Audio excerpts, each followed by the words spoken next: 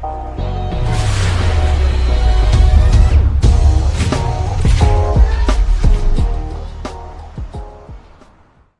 right, what's going on, everybody? That was an interesting show. The last one, that was an It interesting was. show. It That was. was that was an interesting show. All right, today we're talking about the state of the black. Oh, what happened to Dr. Dyer. Mr. Dyer? Oh, because when the music comes on, something happens, so he has Yeah, to come back it in. distorts his All right, sound. Peace, people. We're back. I know y'all enjoyed the show. Some comments were like, they were like, we out. We come back tomorrow. Listen, people, we gotta give everybody the opportunity to come on this platform. So don't be right, yeah, discouraged. yeah. You know what? I want to talk about that before we go into the state of the black community. This is a universal platform. Again, this is a universal platform. They're Exactly. not going to just be Moors on here. They're not going to just be 5%ers. They're not going to just be NOI. You saw Adams Swart, and now you're going to see other people coming on. They're going to probably be European, Arab, like, Yeah. you know what I'm saying? We're going to have all so-called colors of the spectrum. So, don't run. Don't run. And they're like, we're discouraged. We come back tomorrow. I'm out. I'm like, come on, man. Like, Well, that kind of fits into the state of the black That's a good community. segue. It really does, because as many people know me as Dr. Paul, emotional scientist and neuroscientist, but the other hands I reach out in is I'm a political scientist, and I'm a political strategist. I've helped people run for offices all throughout the country.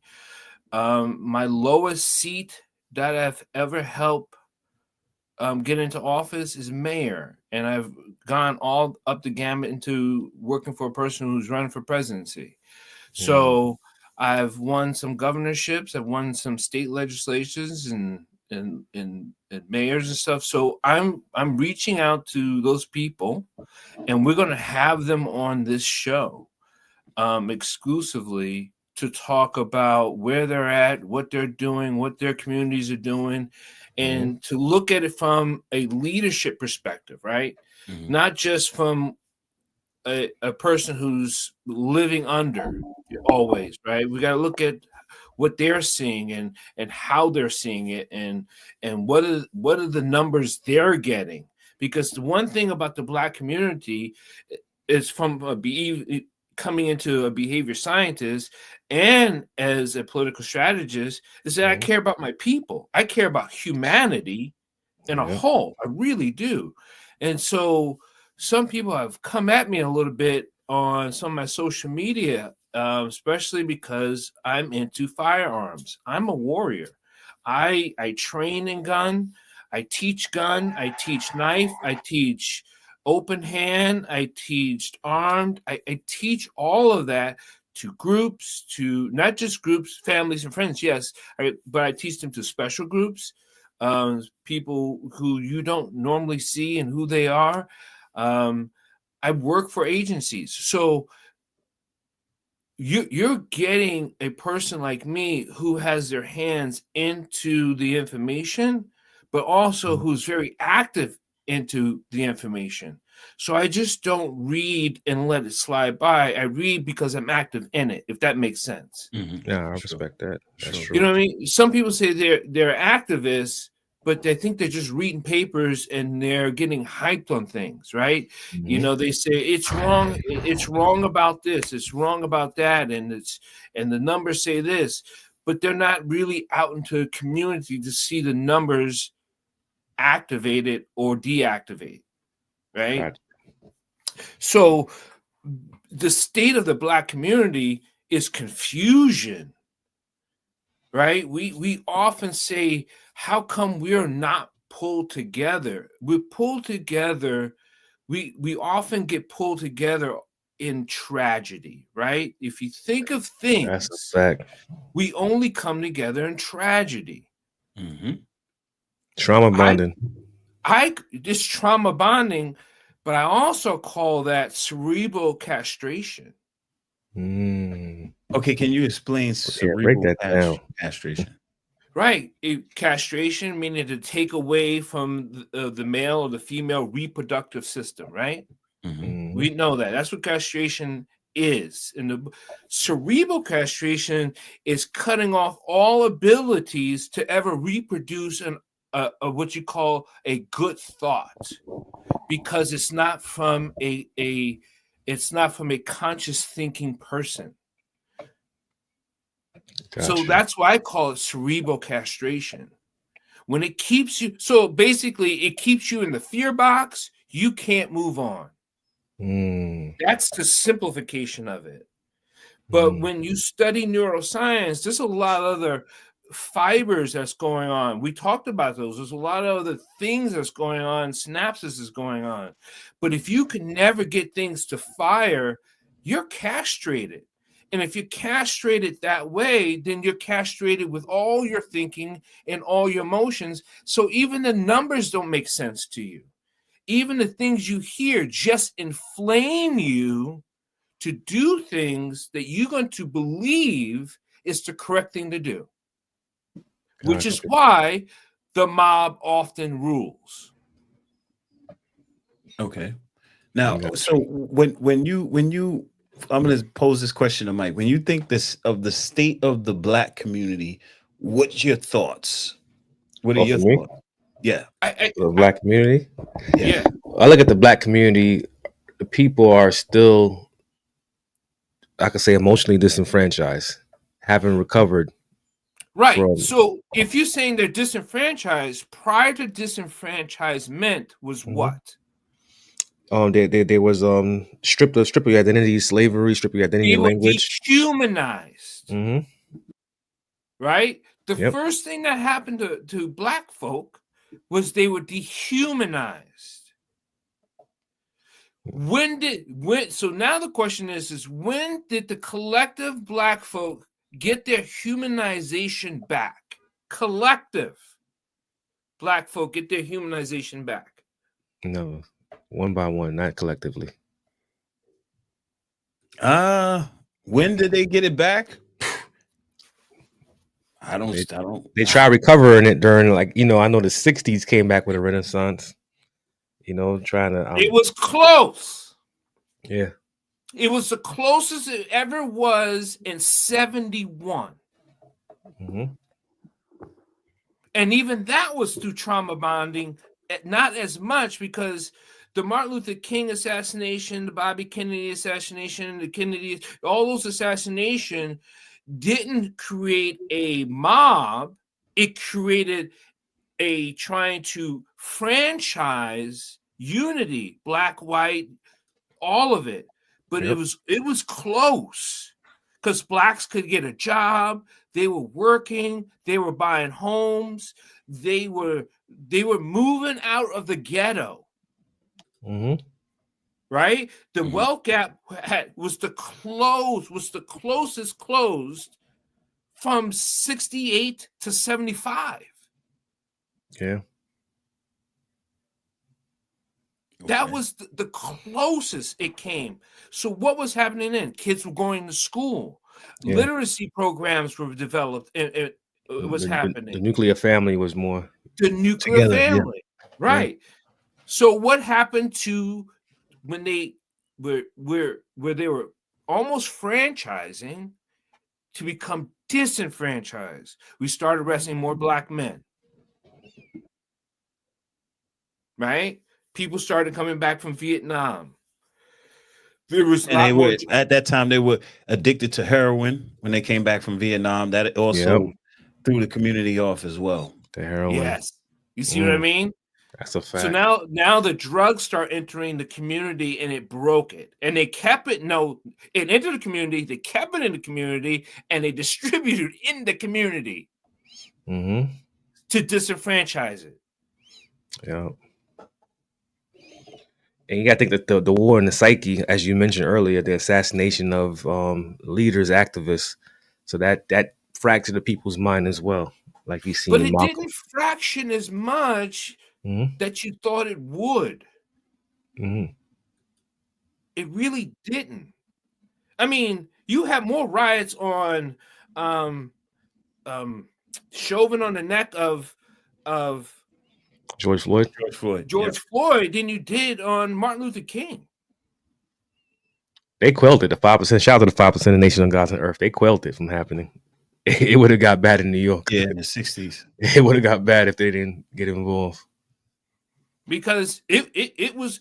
So George Floyd was worse than Martin Luther King, and George Floyd was what, a drug addict at best.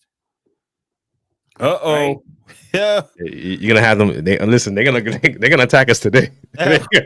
Today we're gonna get attacked today. Oh my God. We're gonna get emails and all kinds of stuff. Yeah, they're gonna be like these they selling out. I knew it. Ron and Mike, they selling. First they had the white boy on the show. Oh, it's done. Well,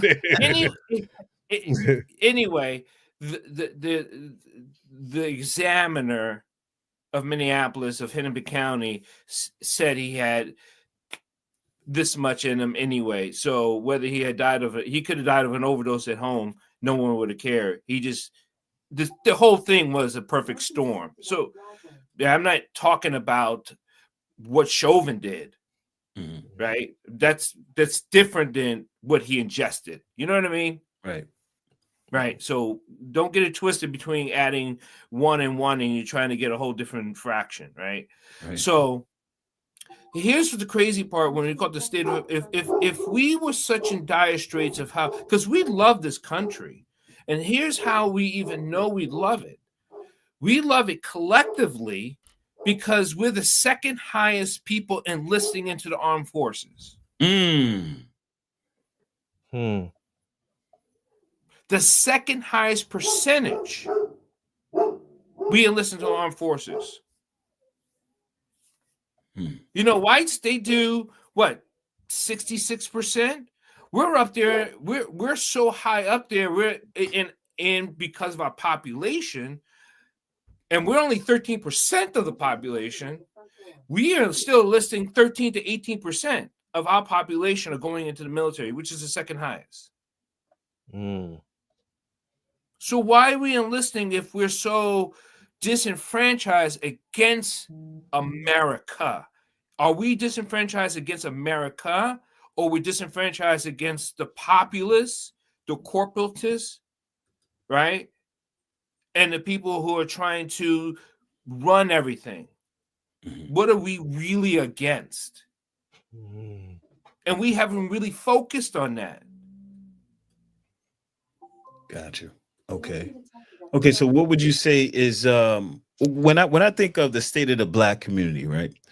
You know, I go quote unquote because, you know, as far as what I know from Moorish science, or the Prophet Noble Drew Ali teaches us that basically, according to science, black means death. So I always quote unquote on that. But when I think about the black community, quote unquote, I think about the Haitian community.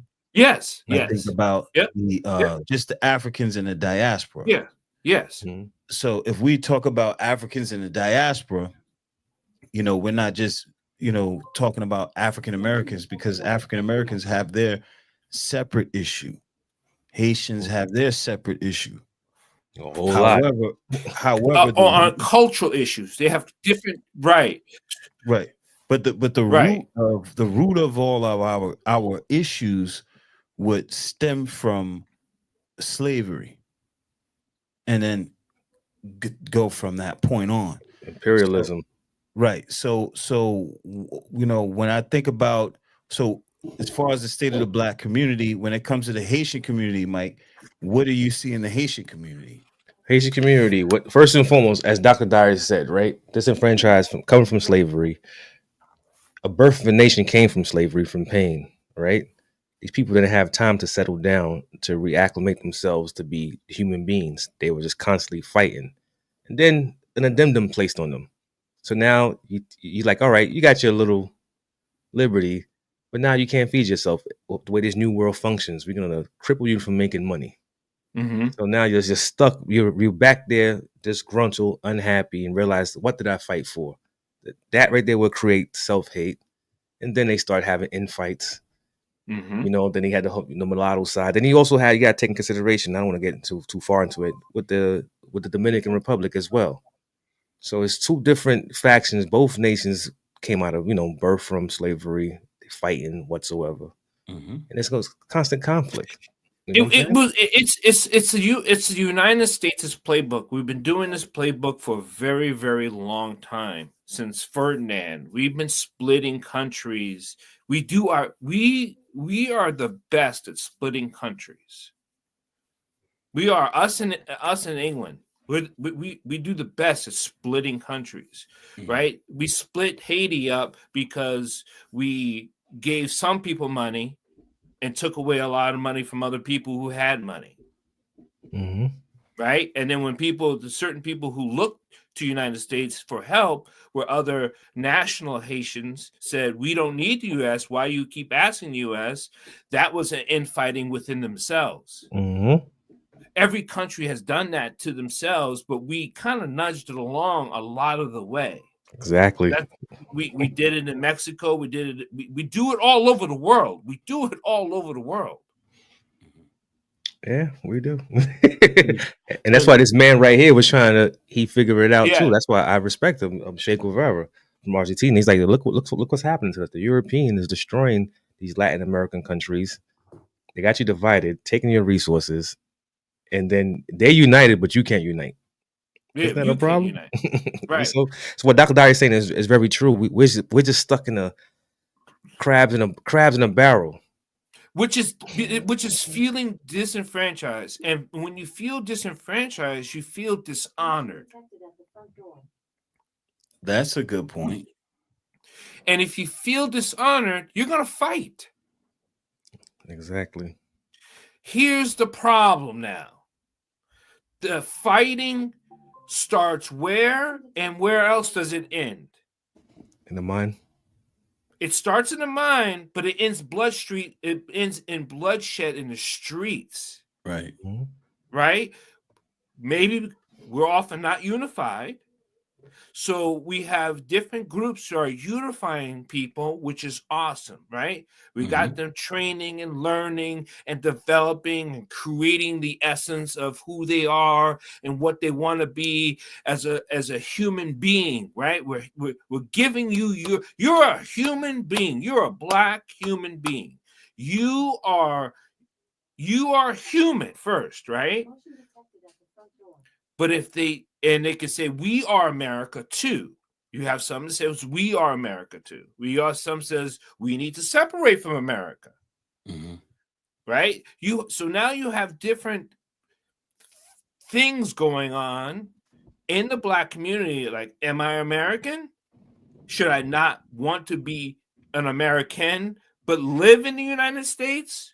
So are we separating? Are we collecting a state so we can call our own? Are we collecting our own? That's not going to happen in any life form. Right? So you think that we're not gonna we can't separate? We can't to who, to what, to where? So let's say like the Nation of Islam's philosophy. Well, Elijah Muhammad's philosophy, the original, to build our own state. Basically, we just separate from the European, and we have our own state, our own police, our own. Yes, I agree with all of it. Accomplishing that though, they were. I would agree with all of it. I think we do need our own police force. Just, I mean, the Hasidic Jews do it. Yes, they do. In many areas, they have their own police force. They have their own fire. They have their own, right? But they do work with the state, right? They have a section that they bought up, right? They had to buy it first from the county, from the area. They had to collectively buy it. They collectively build it, the school, the fire department, whatever municipalities they have to do, they have to build it, right? And they can say that these 6 blocks is where we do our thing. They still have to work with the state or the city. Right. They can't stop the state or the city from coming in. Exactly. So you can have your own, doesn't mean you stop everyone else from coming in. You keep them at bay by representation, by joint commissions, by before you come into our area, you notify us. It's almost like a trade agreement they have with the Indians, right? Mhm. But they actually, it's different because the Indian nations are sovereignty. So the police can arrest on a native land. Well, Mm. police can arrest in Hasidic neighborhoods. So it's not sovereignty. So you're never going to have sovereignty in the United States unless you were a Native American, and that took how much blood? Anyway, we're not going to get there because historically they should have whatever, right? Yeah. Right. So yeah, you can. Yes, that is possible to buy, to create, to develop schools, fire departments, police departments, all of it. That is definitely possible. But just like you said, the state has to be involved for That's sure. it. Yeah. The government has to be involved and everything like that. Right. Some Moors would say that that's not what the prophet set up, and some Moors would say that the prophet actually did set it up to where it's like you are an actual citizen and it's connected to the government, the temple, et cetera, et cetera, et cetera. So, Yeah. So on legalities, that bridge doesn't work well in the federal government. You may win some lower cases, but if you start to get into the federal court, you're going to have problems. It's not gonna work. cooked. Yeah, it's You so it's are cooked.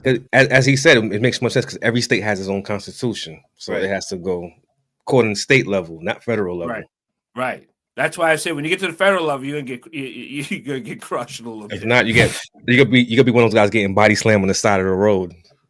Your fez rolling. So let's not even go into that. And let's get into so when we look at some of the other things, how we get so angry about one of the most things we talked about with Chauvin and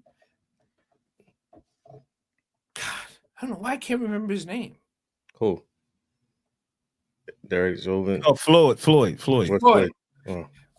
The police issue, people were raising the police shootings, the police brutality, the police killings, and stuff like that. Do you know the average fatal police shoot fatally about 1,000 people a year? Mm-hmm. About 1,000. And the last number I heard in 2024, it was approximately 277 of them were black or non-Hispanic. That didn't make the media. Maybe no, that's 277 out of 1,000. So that means there's still 733 people are getting fatally shot by the cops. Mm-hmm.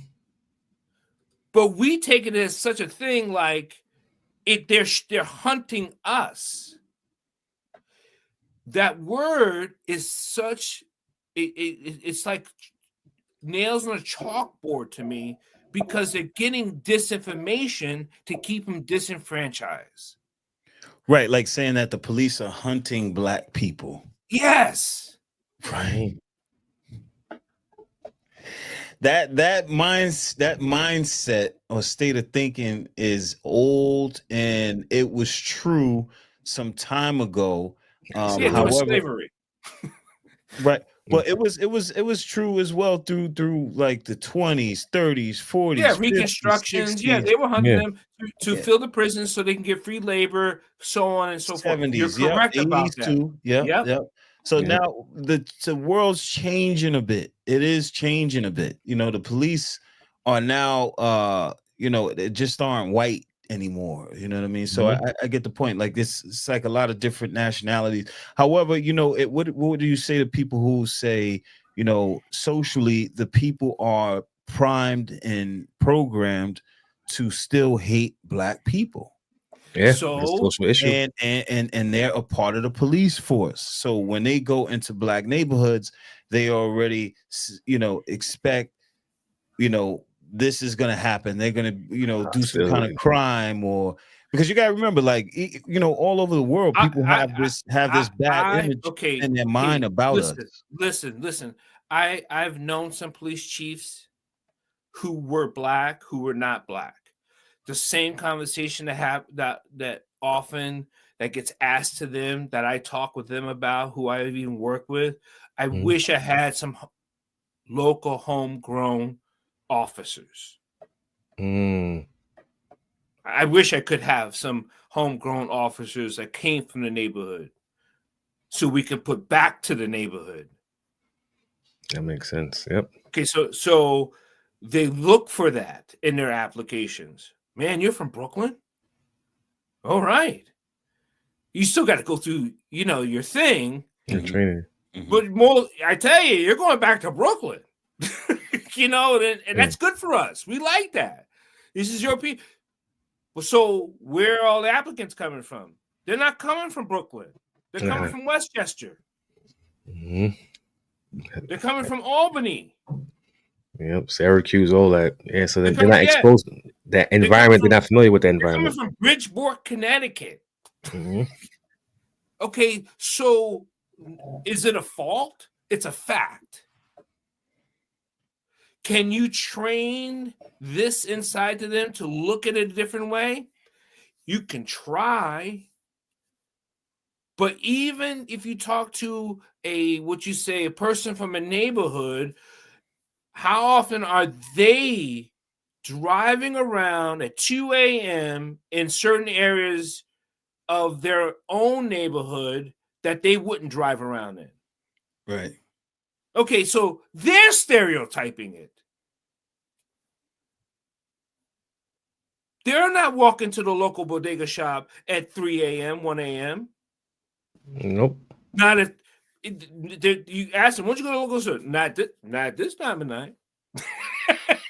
Right? So even in their own personal minds, they disenfranchise their community. So how do you expect a person who's not from there or even live nowhere near there come into there and not have this thought process when their own people think this way? Right. Yeah, that's a good point. That's a good point. So one thing that Mike and I, when we started that organization, and this is something that we definitely want to have in the future. We want to have actual officers on the podcast so we can talk to them to kind of bridge the gap between the community and the police force, to learn how to respond to what police doing their job, so to speak.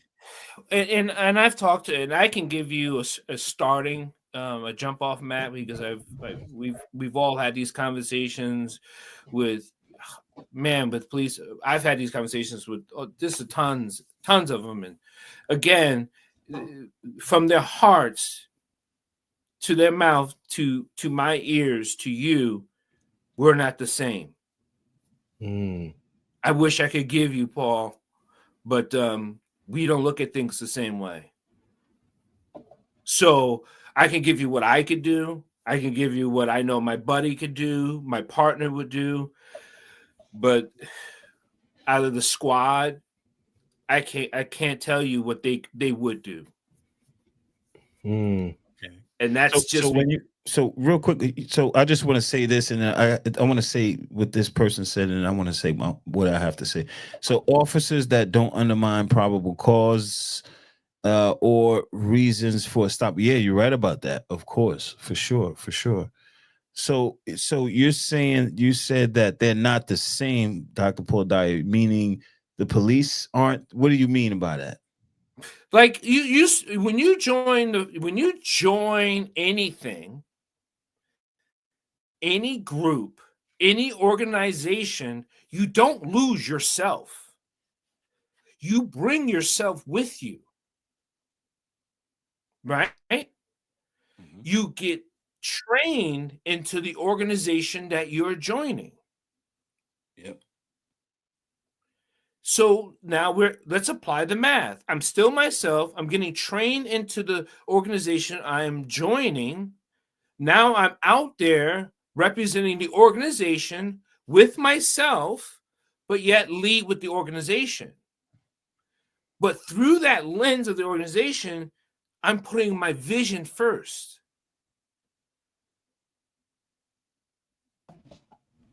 Wow. So if a person grew up not happy around black folk, it's going to come out of them before their uniform does. Mm-hmm. Just by the way they address you.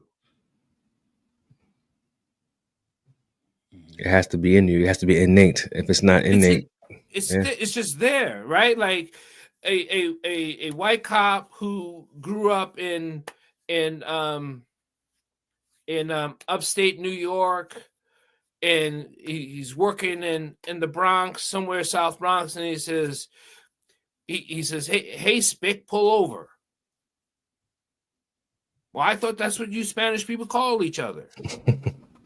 You know what I mean? Like, what are you talking about? You're like, everyone's looking at him like he's crazy.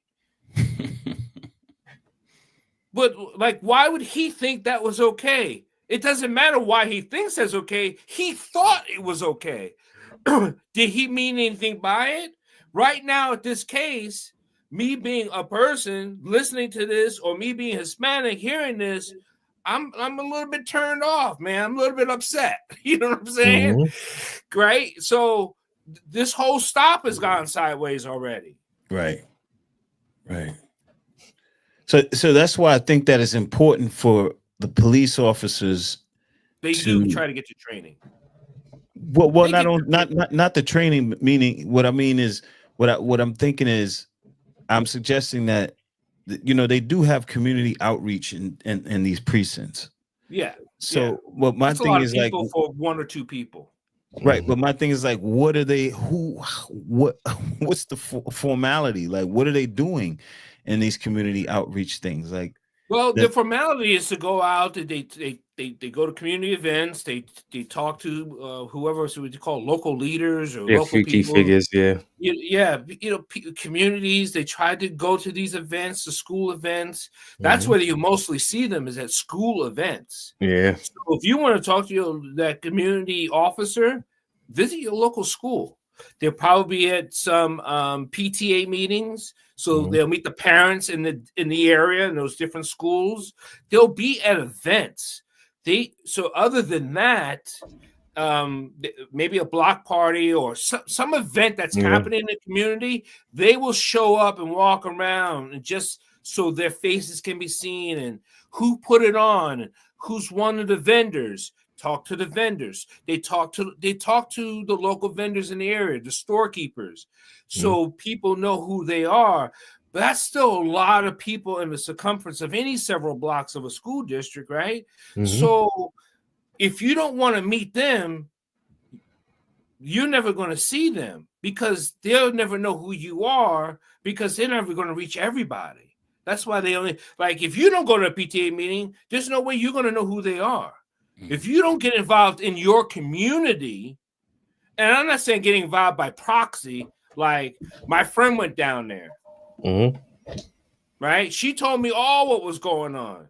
Yeah, but did you see the people there? Did you see the community officers? Did you talk to the? You know what I mean? If you only visiting things in your community by proxy, meaning you're not physically visible, then how are you part of your community? But you could be, but you're part of your community when things are upset. You hype it up. Did you hear what went on down that corner? I knew they were going to do that to that boy.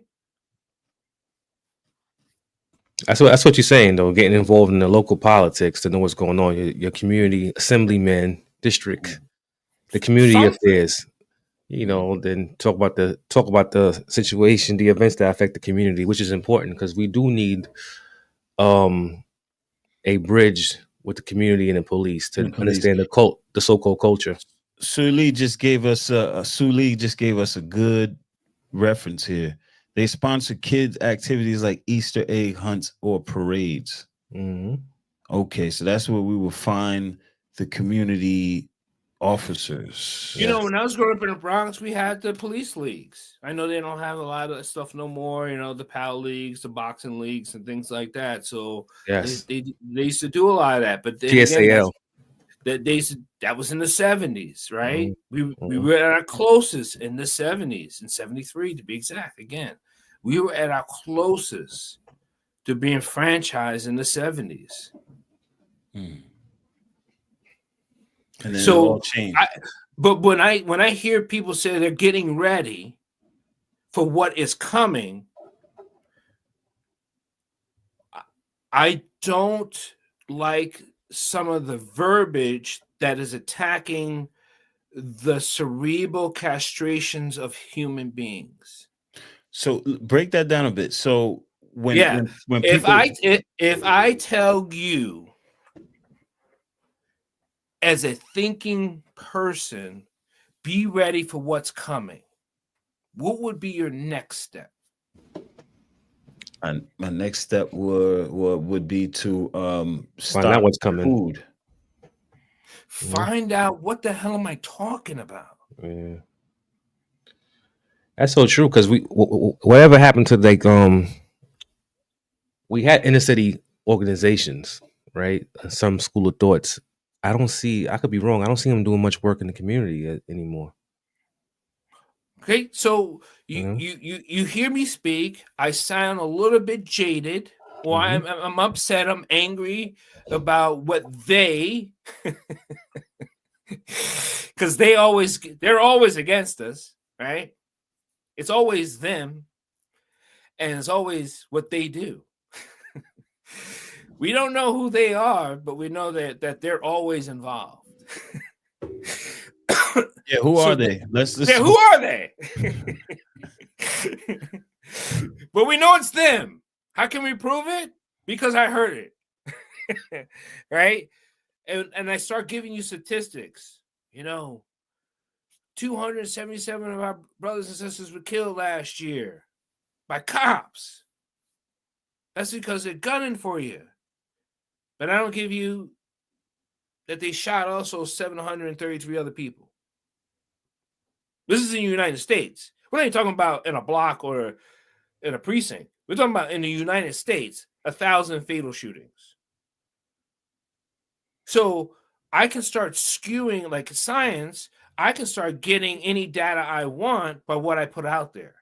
And if you're not a thinking person, right? And if you are emotionally unstable, because talking about our brains before, talking about how we think, how we see, how we feel, we've talked about all those factors before. And if you're not balanced, isn't that going to turn and twist you to being more erratic? But now you believe in me, so you trust me. So I tell you to go get prepared, go get ready. But I'm charging a bomb ready to explode on my word. You're still disenfranchised. Now you have dishonor, so that means you have some anger. And if we talk about the state of the Black community, do you know we have the highest ER visits about mental health in the United States? That's a fact. I had no idea. The highest ER visits are for Black and brown people for mental health. We're the highest. I noticed that EDPs, a lot of schizophrenia, bipolar. Whatever, because we know they can't go by medicine because a lot of Black people can't afford the medicine and medication. Right? You can't go by the therapist because not people can afford a therapist. I wish people can afford a therapist. People say I wish there could be programs they can offer free therapy. And there's some therapists who are trying to do some amazing work out there, cutting rates and doing all kinds of great stuff. I do the same thing. Psychiatrists, sociologists, all of them, social workers are trying to help. They're doing the best they can, and it's still not enough, right? It's like thimble water bailing out a ship. We have the highest ER visits just for mental health. So if you take that, we're the highest, and also we're the second highest in DUIs percentage. What? That is wild. Yeah, in the United States, we're the second highest of DUIs. Well, no, the first one would feed in the first one would feed into the second one. The Yeah. mental health, I don't alcohol. know. I'll tell you why. I don't think every black person you know drives, do they? No. Yeah. See, I I know a lot of black people who just don't drive. Out of 13% of the population, I just don't see us that higher drivers. Just from what I know of black folk. That's wild. Hmm. So mental health, that's the big thing right there. People tend to, you know, Dr. Dyer, our people tend to have a stigma with the mental health industry. You don't believe that? Our people have a stigma with mental health. They look at it as if you But they seek create their own therapy. stigma. They create their own stigma. Okay. They create their own stigma. It's a falsified created stigma. Mm. That's all. Expound on that. Expound on Now, that. I think when we dig back into the archaeology of healing, all cultures and all the planets everywhere on this part of the globe had healers in their tribe and community and so on. They've always had healers. Always. They always had the doctors and the scientists who had healing, right?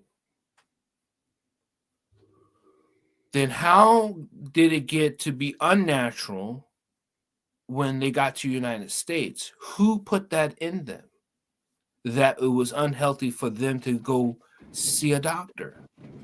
How about in slavery times, the doctor was such a bad person to go to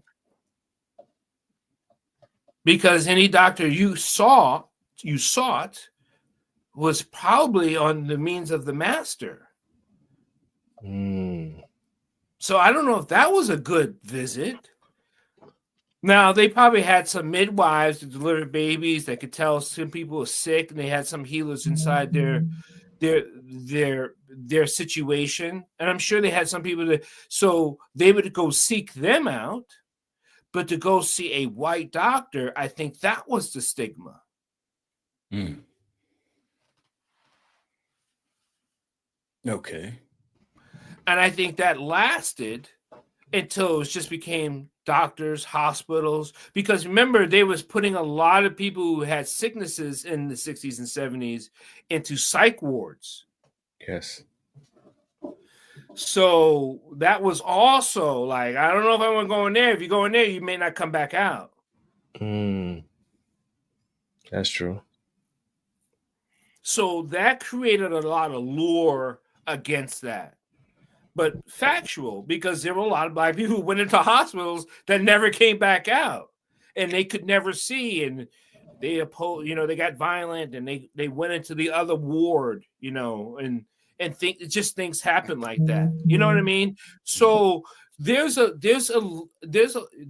definitely a lot of great reasons why the mistrust was there. Understood. Okay. So that slavery pivot, that moment was like a bad pivot towards destruction for us. It just scarred us mentally. Absolutely. Mm. Absolutely. So now, But now, what would you say? But if we fast forward to 2024, I don't know if that still should stand. You know what I mean? So it I kind of think it throws should. that theory out the window. I think it should, though. You know why I say that? Because something that you got to remember, it was hundreds of years of Torture. brutal treatment, and it passed on, and through epigenetics, if you study that, it teaches you or explains the fact that you can pass trauma from yourself to your offspring. So Yes. so imagine hundreds of years, generation after generation of brutal treatment, low self-esteem, rape, etc., how you're not going to shake that off a few hundred years after that because people are giving you so-called freedom. That's not going to happen. And not No, only that, hold on one second. Not only that, after that, there were a lot of things that happened, redlining, etc., and all that, yeah, Yep. police brutality, the crack era. Like there's a lot. There was a timeline that happened from slavery that led all from slavery all the way up until nowadays, where they have switches, drug, designer drugs, pills, and Yep. it's like our people never really got a break after that. Yep. So so yeah, I think it's still gonna stick to this point. You know what I mean? what would it take to change your vision that would change your thinking? Because vision's the only way it's going to change your thinking, because you're not reading, right? Your literacy collectively is low, so not enough of you are reading. If you are reading, not many of you are comprehending. And if you are reading, what are you reading? Are you reading the local tabloids? Are you reading just your local newspaper? What are you reading, right?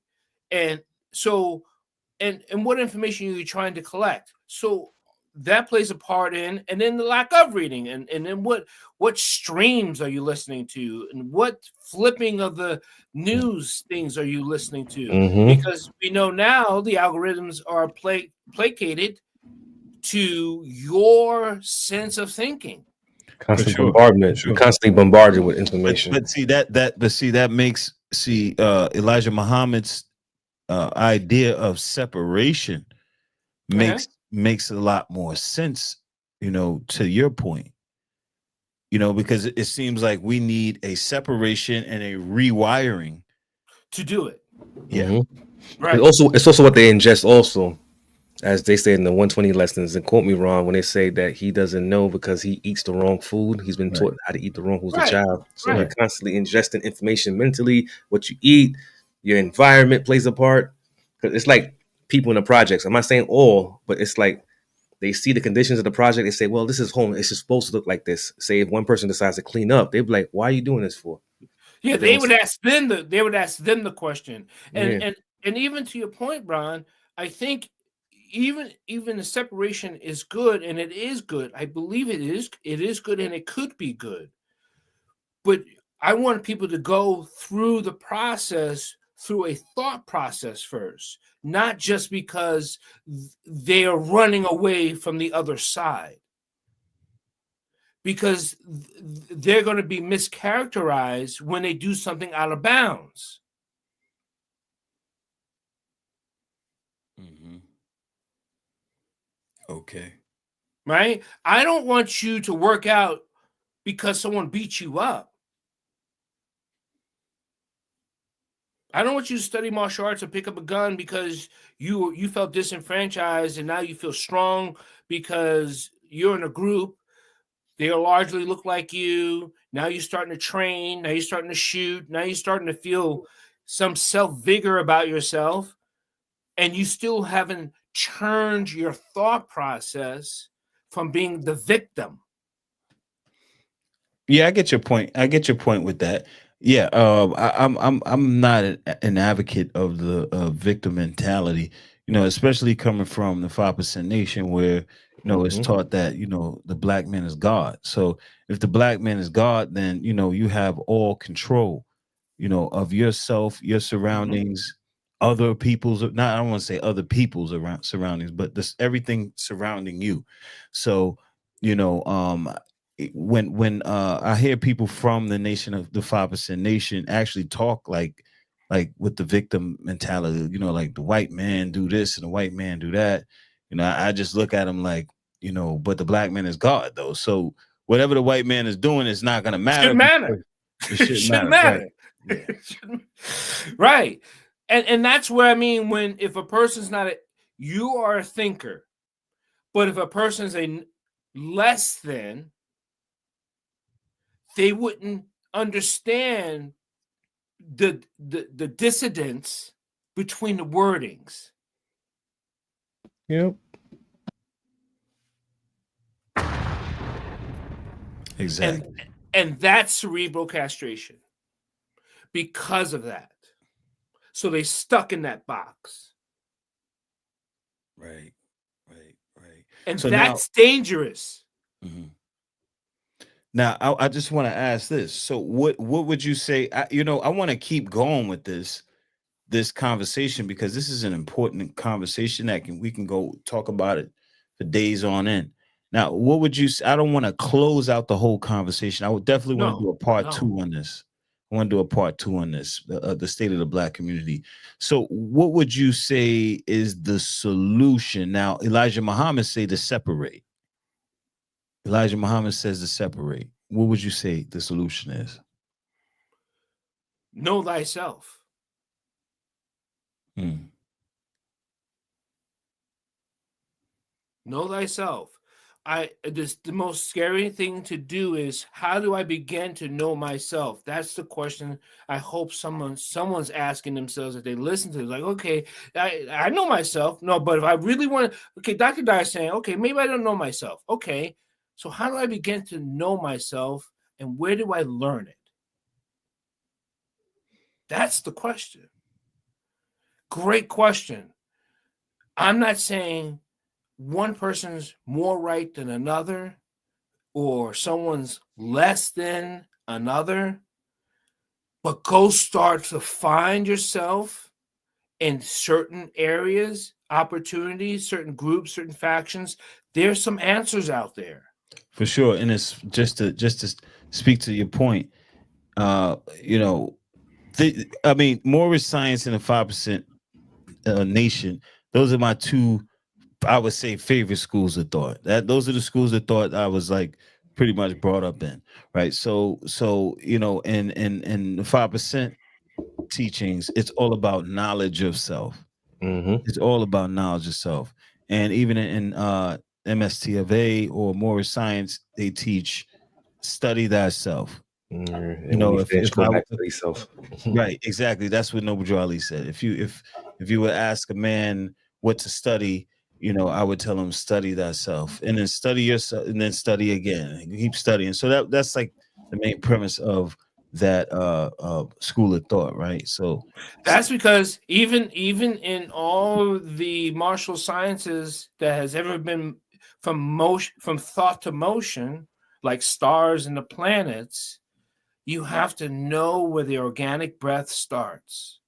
hmm, And that also gets put into movement. A good education in martial arts, and I'm sorry that there's some clown schools out there.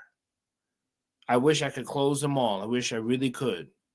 But a good instructor in martial arts will teach you what you call to start to deconstruct all of what you thought, from your balance to your toes to your hair to your fingers, and start again. And once you start that physical process, you'll start that mental process, because it is a breath, there is a life, there is a pause. mhm, And then there's the mental studies and the real studies, and there's studies out there, right? mhm. And that's just because I don't know, that's just me. Got you. So the solution for you is to study thyself, know thyself, and that's a great point, and that's something that's said across the board in different schools of thought, martial arts, I think even Buddhism, right? Yes, Yeah, it is. yeah, yeah. Buddhism, I mean, all sects of Buddhism, the basic is know thyself. Hmm, All sects of Buddhism, the first thing is begin to know thyself. hmm. Got you. On that note, thank you for stopping by this evening, Dr. Paul Dyer. Yeah. Thank you, Most Mikey, for definitely. coming out this evening. I really appreciate you, brothers. Great conversation on the state of the black community. We're going to keep Definitely. going with this. I would love to do a part 2 of this so we could go and expound a little bit more on the state of the black community. I want to talk about Haiti in depth. I Oh, I want to got talk, you. you get what I'm saying? And you know, thank you, Big Gucci Casey. Yeah. All right.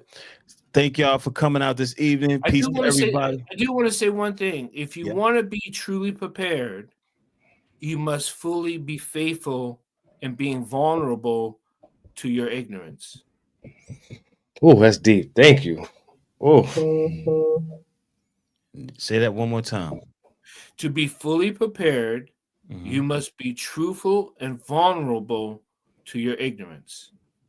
mhm. With that said, we are out in peace. Verse.